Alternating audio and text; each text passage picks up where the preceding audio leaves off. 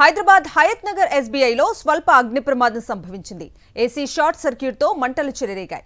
సమాచారం అందుకున్న ఫైర్ సిబ్బంది హుటాహుటిన సంఘటనా స్థలానికి చేరుకుని మంటలను అదుపులోకి తీసుకొచ్చారు.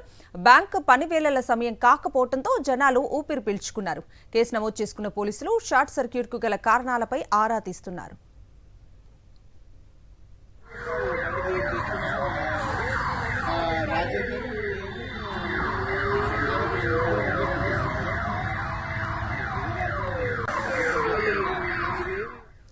హైదరాబాద్ హయత్ నగర్ ఎస్బీఐలో స్వల్ప అగ్ని ప్రమాదం సంభవించింది. ఏసీ షార్ట్ సర్క్యూట్తో మంటలు చెలరేగాయి.